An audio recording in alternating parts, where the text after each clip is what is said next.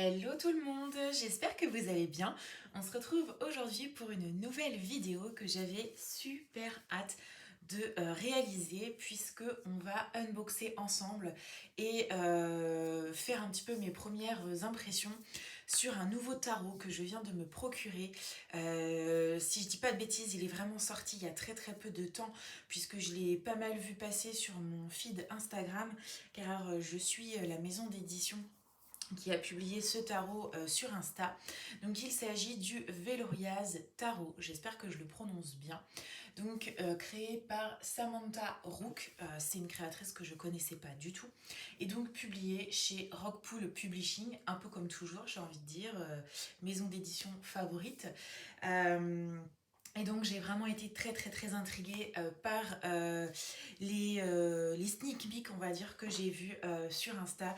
J'ai pas regardé ni de revue ni de flip-flou détaillé de l'intégralité du jeu. Vraiment, les cartes que j'ai vues qui étaient montrées sur l'Instagram de la maison d'édition m'ont vraiment convaincu de me le procurer puisque on est sur un design que j'aimais vraiment beaucoup. Et pareil au niveau des couleurs utilisées pour illustrer les cartes. Comme vous pouvez déjà le voir au niveau de la boîte, on va être sur quelque chose de très joyeux, très coloré. Et vraiment, j'avais super hâte de le recevoir et de l'unboxer avec vous.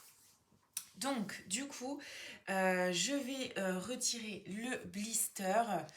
Tac, normalement, je vois que là, il s'est déjà un petit peu défait.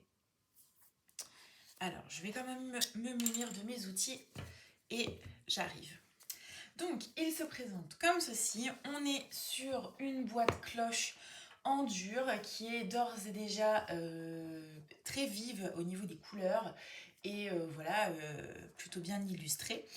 Au niveau du message que nous envoie ce tarot, je trouve que c'est quand même plutôt particulier. Donc en fait, il s'agit du Veloriaz Tarot, donc un outil intuitif pour trouver l'espoir. Je trouve ça quand même très ambitieux comme message. On va voir ça ensemble. Et voilà, lorsqu'on lit un petit peu ce qu'il y a derrière, je vous laisserai mettre pause si jamais vous voulez le lire complètement. Mais de ce que j'en comprends, c'est que c'est un tarot qui a été créé, designé euh, pour travailler avec son énergie féminine. On est vraiment sur quelque chose d'axé sur l'énergie féminine, le féminin sacré. Donc voilà, on va découvrir ça ensemble. Ce que je peux vous dire aussi, c'est que la boîte est petite. Je pense qu'on va être sur un format de carte poker. On va voir ça dans quelques instants. Mais je pense qu'on va être sur un format plus petit que du tarot standard traditionnel. La boîte, alors n'est pas illustrée, mais en tout cas, elle est toujours colorée avec ce rose vif pétant très très beau. Alors, j'étais assez étonnée quand même de voir un jeu comme celui-ci sortir à cette époque-là, puisque ça me fait penser plutôt au printemps ou à l'été. Donc voilà, c'est pas des couleurs auxquelles je m'attendais à l'approche de la saison automne-hiver, Halloween, tout ça. Mais bon, écoutez, pourquoi pas. Donc on est sur une boîte, la boîte est très jolie, très solide, très résistante. On a un petit guidebook en couleur, très sympa. Donc si je regarde, on retrouve l'illustration de la carte, son nom, les mots-clés principaux et ensuite un petit résumé à côté qui permet une interprétation un peu plus détaillée. Je vais parcourir le guidebook vite fait au début pour voir dans l'introduction s'il y a des choses qui peuvent éventuellement nous intéresser et je reviens tout de suite. Ah bah déjà, je cherchais d'où venait le nom Veloriaz Tarot. Je pensais que c'était une sorte de pseudonyme de la créatrice, mais en réalité pas du tout. Il s'agit de sa fille, vraisemblablement, qui s'appelle Pénélope Veloria. Donc voilà la référence. Bon, j'ai parcouru le guidebook, il n'y a rien de particulier hormis comment s'approprier le deck, des exemples de tirage, mais c'est une carte ou trois cartes, enfin voilà. Il n'y a rien de très spécifique dans ce guidebook, donc voilà. On a vite fait le tour. Je vais unboxer aussi les cartes et je reviens. Alors, le deck se présente comme ceci. Je confirme qu'on est sur un format de petite carte vraiment de taille poker. Je trouve ça vraiment très sympa parce que pour autant, Je pense que les illustrations ne s'en trouvent pas réduites, si vous voyez ce que je veux dire. Au niveau du dos, il se présente comme ceci. Je le trouve très très beau, très féminin, avec le symbole de la rose. Et donc, il est réversible. Les tranches sont roses, donc ce fameux rose vif. Donc moi, j'aime énormément quand il y a des tranches colorées sur les decks. Je trouve que c'est ce qui fait vraiment toute la finition d'un jeu.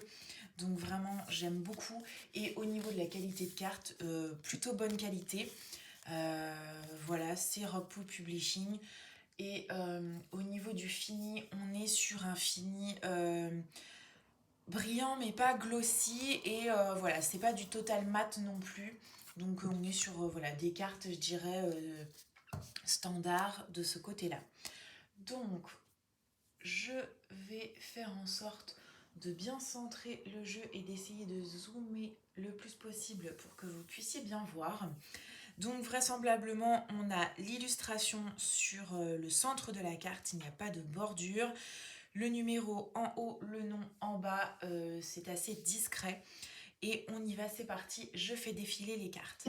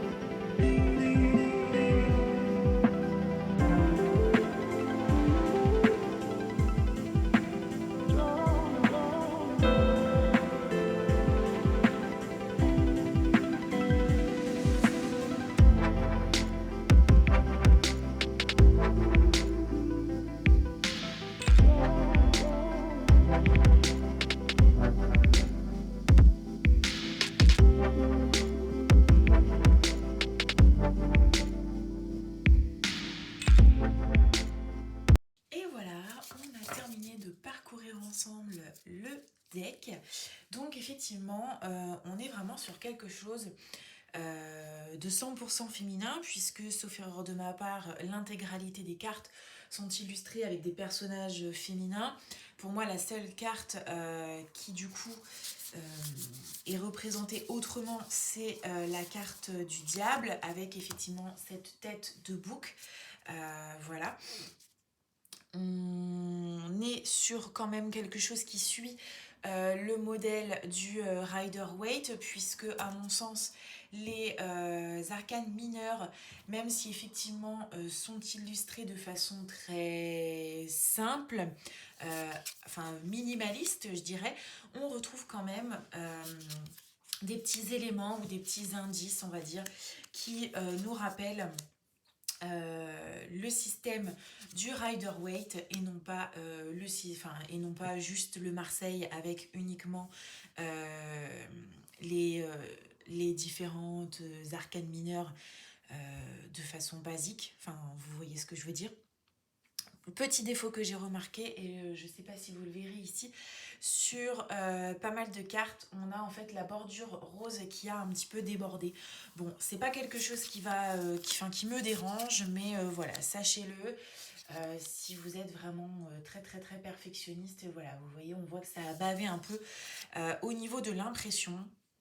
Donc au niveau des cartes, elle glisse très très bien. Là, je le sens déjà en fait. Elle ne croche pas du tout quand bien même le jeu est neuf. Et ça me fait penser un peu à un doudou deck, ce jeu-là, quand je le regarde. Donc certes avec une énergie féminine, le symbole de la rose qui revient quand même sur beaucoup beaucoup de cartes, symbole associé au féminin sacré, à la déesse, voilà. Donc, ah non, voilà, je me suis trompée. La seule illustration masculine, c'est la carte de l'empereur. Voilà, ce qui est logique. Mais je crois que c'est vraiment la seule qu'on va retrouver. Donc, oui, avec des tons un peu de pastel. Je le trouve très beau, très doux, très féminin. Et voilà, je pense qu'effectivement, si vous souhaitez travailler le féminin sacré, la connexion au féminin, ou pour des tirages de pleine lune, je pense aussi que ça peut être très sympa. Après voilà, moi au niveau de l'ambiance du jeu et des couleurs, c'est vraiment quelque chose qui me met plutôt dans un mood de printemps-été. Donc je pense que là effectivement, je vais peut-être m'en servir encore un petit peu au mois de septembre, octobre. Mais voilà, très rapidement là je vais switcher sur mes jeux de la saison sombre. Et voilà, faire un petit peu des travaux de shadow work aussi, puisque ça s'y prête très bien. Mais voilà, je le trouve très joli, très joyeux, très coloré, très doudou deck, comme je disais. Et voilà, écoutez, j'espère que ça vous a plu de découvrir ce jeu. Et je vous mettrai tous les liens en barre d'infos comme d'hab, hein, si jamais vous souhaitez vous le procurer. J'ai dû le payer 18 ou 19 euros sur Amazon, donc je trouve que ça reste raisonnable pour un jeu de tarot. On approche plus des 25-30 euros maintenant. Donc voilà, je trouvais que c'était très raisonnable pour ce petit jeu. Et puis bah écoutez, moi je vous dis à bientôt pour une prochaine vidéo.